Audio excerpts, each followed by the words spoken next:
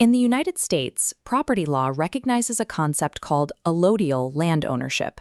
This is the legal principle that a person holds their property in absolute independence, free from the claims of any superior landlord. British law operates on a different premise. Across the Atlantic, the system is based on fee simple estates, meaning that every piece of land is technically held by a superior interest, one that rests with the reigning monarch. Yet, if you buy a house in Texas or a flat in London, the transaction works the exact same way. Despite these contradictory legal definitions, the American and British real estate markets function with identical independence. This functional equivalence is the direct result of a legal patch written in 1290 that accidentally dismantled the feudal property network.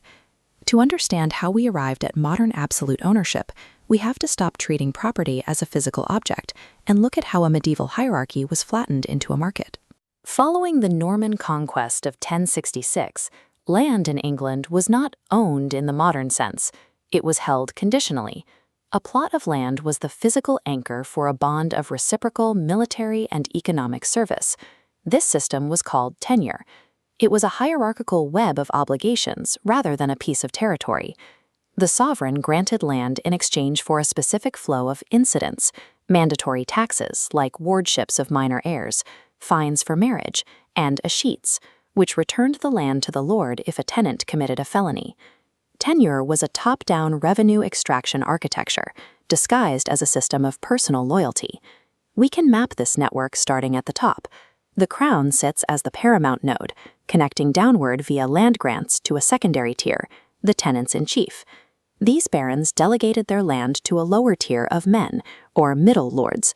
Those men lords then delegated further, pushing the network down to the base layer of agricultural cultivators. The structure channeled capital and military service upward. Wealth generated at the bottom moved along vertical lines directly to the top node. If an early medieval tenant wanted to sell their land, they could not simply hand over their position in the network. They had to use a legal mechanism called subinfeudation. Because of this, the feudal pyramid was not a static map, but a deepening network designed to multiply obligations. Subinfeudation introduced a mechanical glitch. Instead of transferring their place, a selling tenant created a brand new sub-tier directly below them.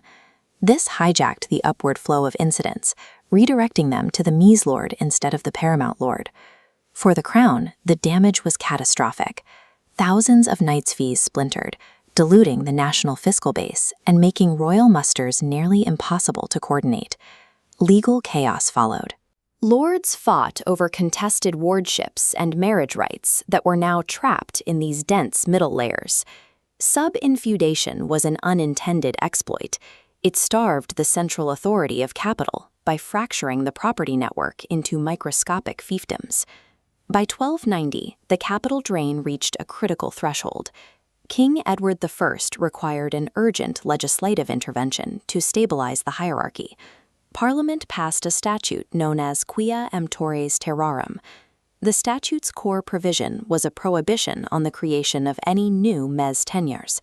Subinfeudation was outlawed. To allow land sales to continue, the law mandated a replacement mechanism, substitution. Under substitution, a land buyer is forced to replace the seller horizontally. The buyer inherits the exact same upward obligations without generating a new layer. This closed the loophole.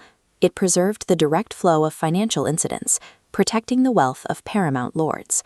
But it triggered an unintended side effect. By standardizing substitution, the statute accidentally legalized and streamlined the free alienation of fee simple estates. Land was no longer a service-bound loyalty pact. It transitioned into a fluid, market-ready asset that could be sold to anyone willing to assume the position. In a desperate attempt to protect his medieval tax base, Edward I inadvertently engineered the mechanical foundation of the modern real estate market. To understand the legal reality of this transition, we can look at the analysis by William R. Vance in the Yale Law Journal.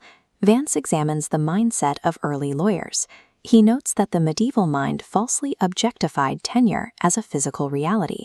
Vance argues that tenure is nothing more than a subjective label for a group of variable legal relations between a tenant and a grantor. He proves that if you strip away the specific obligations, the incidents of fealty, wardship, and marriage, the concept of tenure disappears. Property ownership is not a physical object. It is a bundle of legal rights that legislation can strip away piece by piece. In the centuries following Quia Emptores, these feudal incidents decayed, heavily disrupted by shifting economics and demographic shocks like the Black Death. This decay culminated in 1660 with the Tenures Abolition Act. After the overreach of the Stuart monarchy, Parliament formally erased the remaining military duties. Centuries of legislative reform left the underlying property network as a hollowed-out map.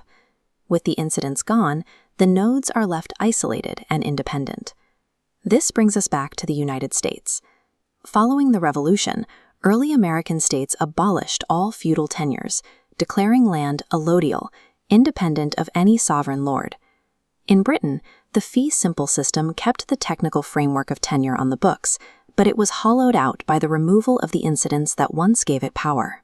Whether it is labeled allodial in America or fee simple in Britain, modern absolute ownership is the ghost of feudalism, an empty network topology preserved solely to facilitate modern commerce.